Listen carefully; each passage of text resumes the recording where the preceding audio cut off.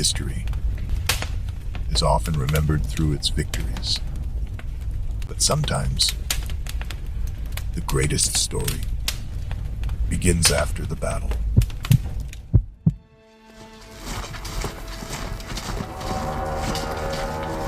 For 10 years, they marched across rivers, over mountains, through deserts, and into lands no Macedonian army had ever seen. Kingdom after kingdom fell before them. The mighty Persian Empire, once thought unconquerable, became another victory on their long journey east. Cities surrendered, kings bowed, and with every battle, one name echoed farther across the ancient world. Alexander. To his soldiers, defeat had become a distant memory. Victory was no longer a hope. It had become an expectation. Then, after nearly a decade of conquest, they reached a land unlike any they had seen before. A land of great rivers, endless monsoon rains, and kingdoms waiting beyond the horizon. They had reached India.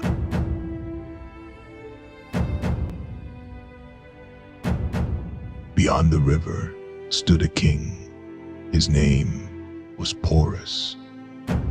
He ruled a frontier kingdom, guarding the northwestern gateway into India. Unlike many rulers Alexander had faced before, Porus did not surrender. He chose to stand and fight. Between them flowed the mighty river. Behind them, two worlds prepared for war. The rain did not stop. The river did not rest. Days passed. Each army watched the other, waiting, searching for the first mistake. Then, beneath the cover of darkness, Alexander made his move. He crossed the river. By sunrise, one of the most famous battles of the ancient world had begun. The battle was fierce. Alexander's army adapted. They fought with the discipline that had carried them across continents. And after hours of relentless fighting, the army of Porus was defeated. Alexander had won again, but this victory felt different. The battlefield was silent. Broken spears lay buried in the mud. Fallen soldiers from both armies remained where they had fought. Victory had come at a cost, and sometimes the memory of a battle lingers long after the battle itself has ended. When the battle was over, Alexander stood victorious, but victory had revealed something unexpected. The king before him had not begged for mercy. He had earned respect. It is said that Alexander asked Porus how he wished to be treated. Porus answered simply, "Treat me as one king would treat another." Alexander smiled. The greatest honor a warrior can win is not another battle, but the respect of the man who defeated him. And so, Porus remained a king, not only over his own kingdom, but over lands Alexander placed under his rule. History often remembers Porus as Alexander's greatest opponent in India. But here's the surprise: Porus was not the greatest power waiting for him. He was the gatekeeper. Beyond his kingdom, the land stretched farther than Alexander had ever imagined.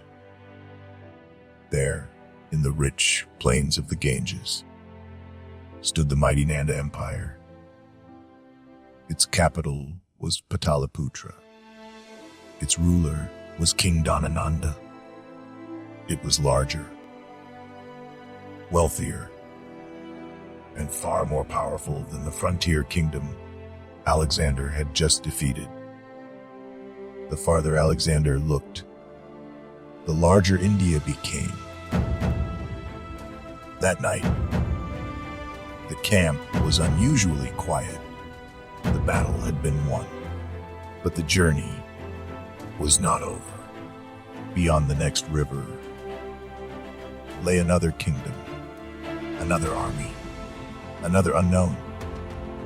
Stories began to spread through the camp of a mighty empire farther east, of powerful rulers, of countless warriors, and of more war elephants waiting beyond the horizon. Whether every story was true, no one could say. But history has a habit of growing larger.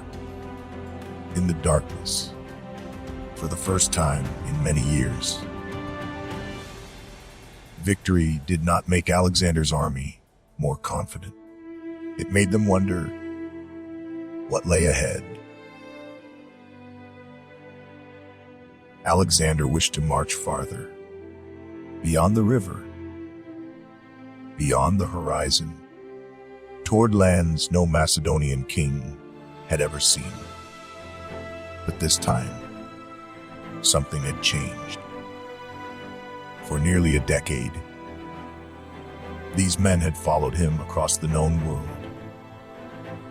They had crossed deserts, climbed mountains, endured storms, buried friends, and survived battles that should have broken them.